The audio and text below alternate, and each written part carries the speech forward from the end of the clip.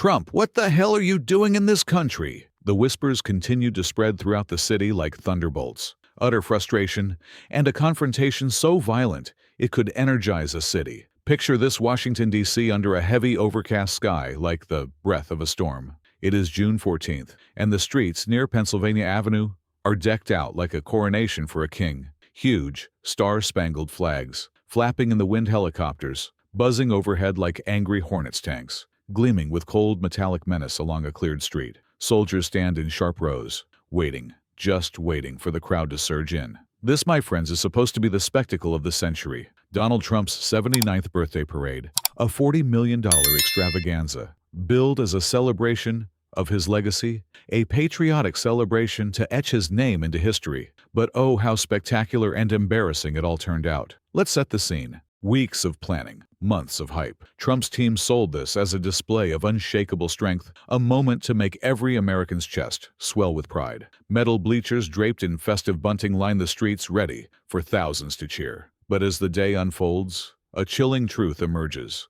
The streets are barren, desolate, a ghost town of shattered expectations. Sure, there are a few die-hard supporters in red hats, waving flags with grim determination, and some confused tourists, snapping pics, probably wondering if they missed the memo. But the promised throngs, the wall-to-wall humanity, the deafening roars of adoration, nowhere to be seen. Just pitiful, scattered applause echoing down the empty avenue, like a sad whisper. The camera crews know it. They dodge wide shots like they're dodging bullets. Drone footage mysteriously vanishes mid-broadcast. Even news anchors, usually so slick with their words, stumble to describe the turnout without bursting into laughter. Fox News, ever loyal, pivots fast, droning on about the symbolism of the moment, rather than the humiliating reality. Behind the scenes, Trump's camp is unraveling. Staffers shuffle nervously, their forced smiles cracking under the strain. Security whispers to aides.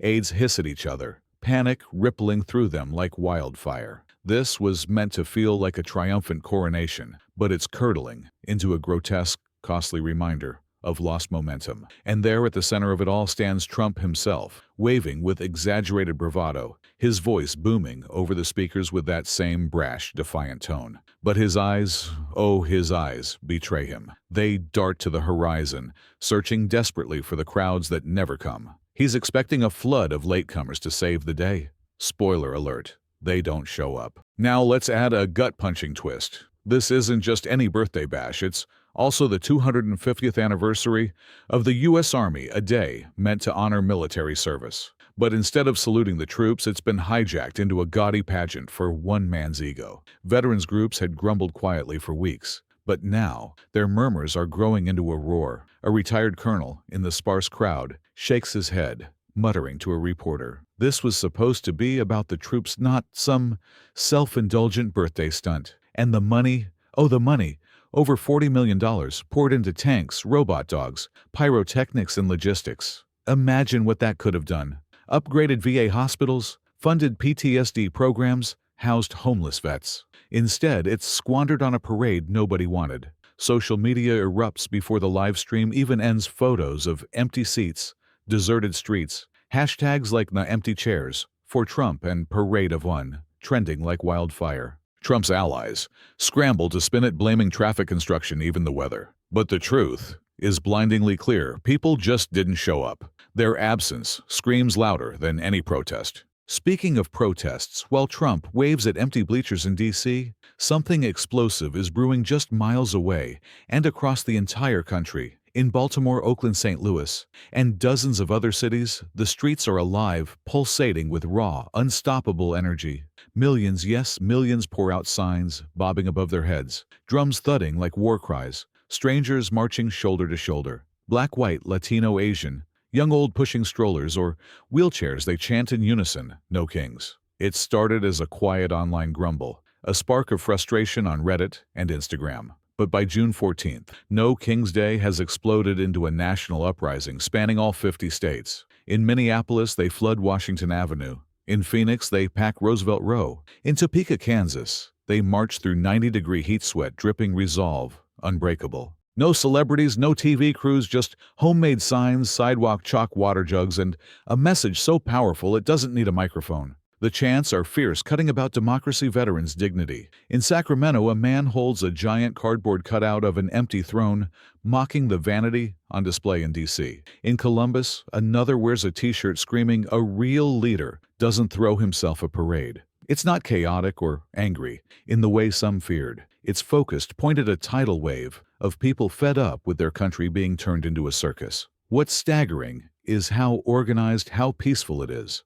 No looting, no violence, just miles of marching community aid, thousands of volunteers. In Dallas College, kids hand out sandwiches. In Missoula, a nurse sets up a shaded first aid spot with free sunscreen. In Cincinnati, high schoolers rig a speaker system so a 74-year-old retired judge can speak about a government that listens. The system cuts out, but no one leaves. They hang on to every word. A woman in Salt Lake City carries a sign that hits like a punch. This isn't about red or blue. It's about right and wrong, and that's the heart of it. This isn't partisan. It's a gut-deep revolt against ego warping the nation's soul. As images of Trump's pitiful parade leak online, vacant rows, forced grins. Those in the No Kings marches don't gloat. Most just shake their heads, knowing the stakes are bigger than one man's flop. In a Milwaukee cafe, a young woman named Audra scrolls through her phone, showing a friend the live stream of DC's emptiness.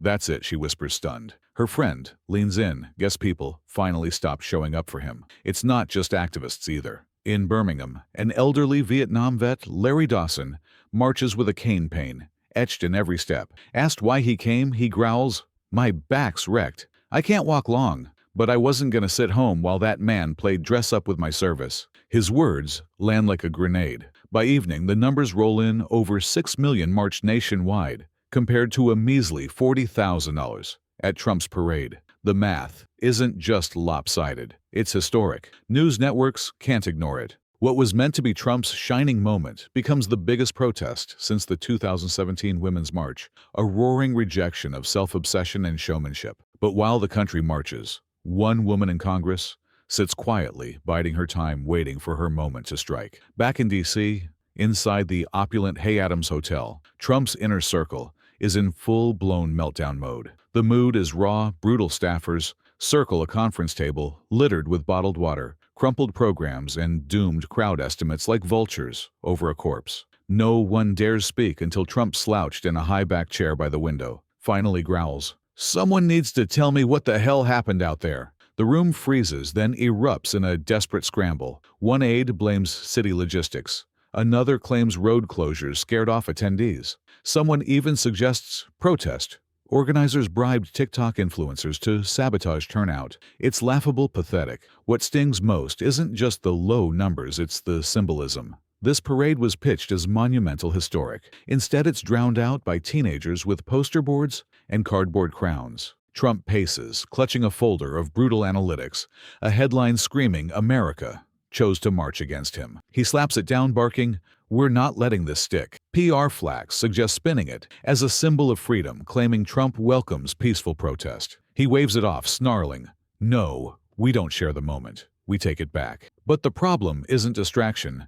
It's that people are staring straight at him and recoiling. That night, leaked texts from staffers reveal Trump's bitter reaction to the protests. They think this is a movement. "I've survived worse." It spreads online, not as defiance, but as delusion. On MSNBC, footage of the empty parade loops beside live shots of roaring crowds in Seattle and Kansas City. A strategist on the panel leans in, voice grave. "This wasn't a one-day mistake. This was a collapse of the illusion." The word collapse sticks like a blade. Behind closed doors, Trump's allies waver. Donors pull back. A loyal senator distances himself. Fundraising dinners get canceled. By morning, Trump's gone from celebration to containment. Every show of strength has backfired. He calls old media pals for interviews, but the phones don't ring back. They've seen the numbers. They're waiting. And so is Jasmine Crockett. Jasmine Crockett has watched it all unfold, not from some fancy office, but from her laptop at home,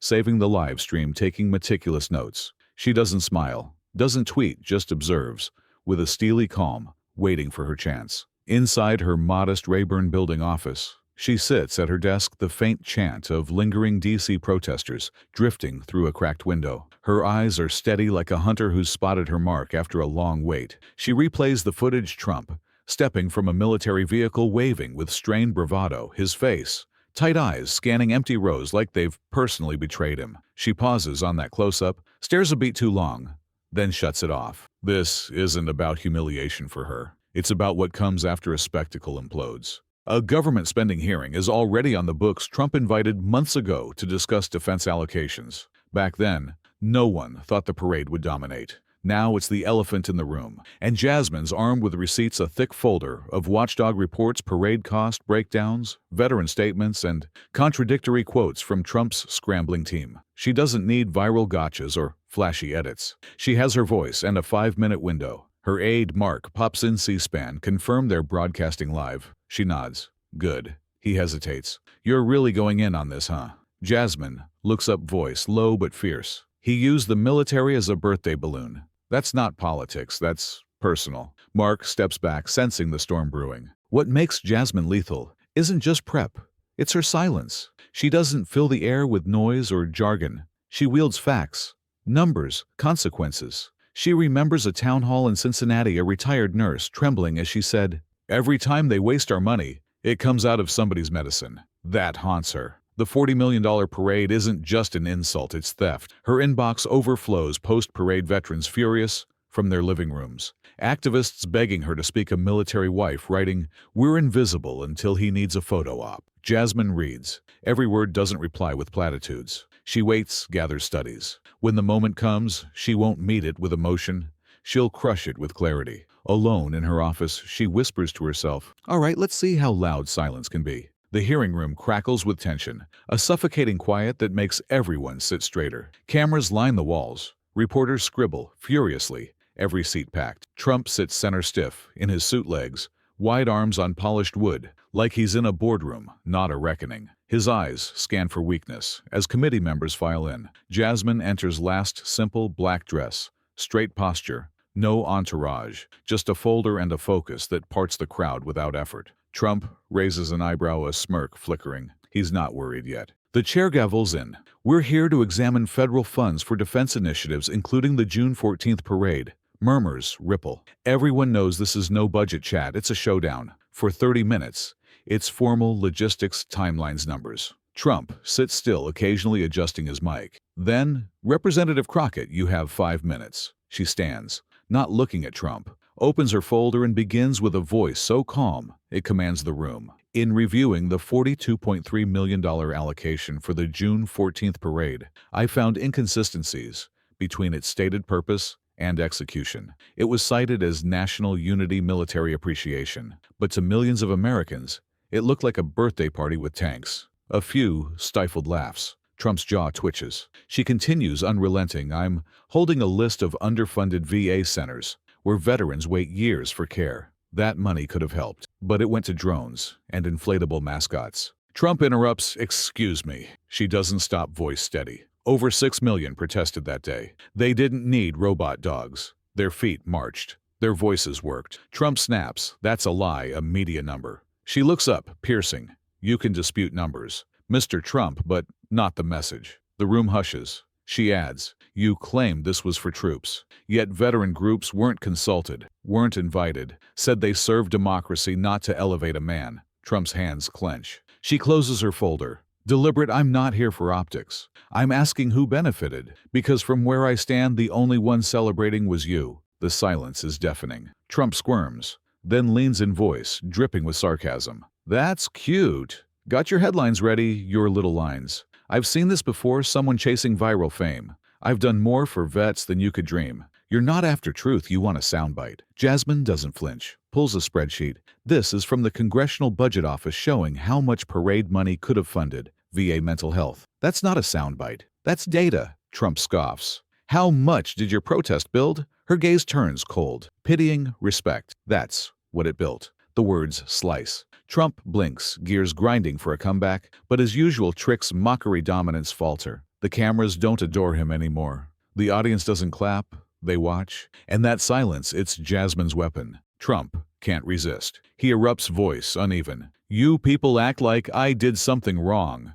I gave this country a show of strength. You think that's a crime? He gestures wildly. Why am I here to be scolded by someone with cue cards? You think reading a report makes you a patriot? Jasmine sits still. He rants. They want strength. Someone who celebrates America? I brought the military out to show we lead, not bow. He stands, ignoring the chair's plea to sit. Why don't you talk about when I was in charge? Gas prices, jobs, no wars. But no, it's crowd sizes, empty seats.